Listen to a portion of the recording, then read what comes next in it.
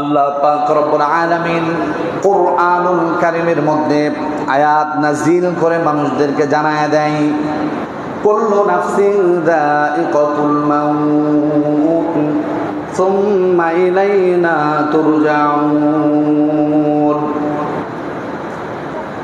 আমি আল্লাহ তাআলা যাদেরকে জীব বানিয়েছি, প্রাণ দিয়ে জীবন দিয়ে দুনিয়ার জমিনে প্রেরণ করেছি, আমি আল্লাহ তাআলার পক্ষ থেকেই তাদের প্রত্যেককেই মৃত্যুর স্বাদ আস্বাদন করতেই হবে।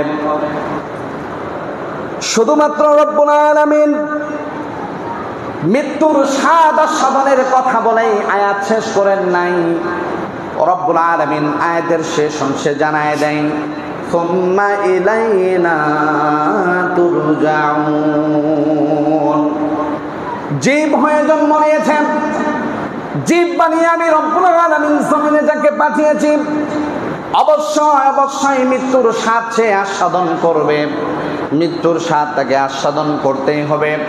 শুধু তাই নয়, আমি রব্বুল আলামিনের কাছে পুনরায় তাকে ফিরে আসতে হবে।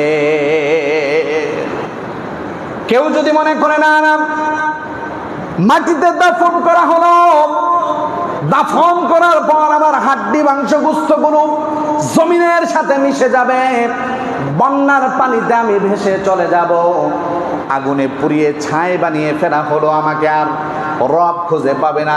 না, এই সতর্কতা বানিয়ে দেওয়ার জন্যই রব্বুল আলামিন জানায় দেয়, সুম্মা ইলাইনা তুরজাউন।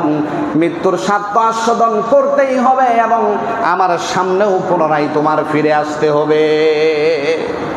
অর্থাৎ মৃত্যু তো অবধারিতই, মৃত্যুর মাধ্যমেই আমার জীবনের হিসাব নিকাশ শেষ এমন নয়, মৃত্যুর মাধ্যমে দুনিয়ার কাটানো জীবনের হিসাব নিকাশের জিন্দেগি শুরু হবে, শেষ না।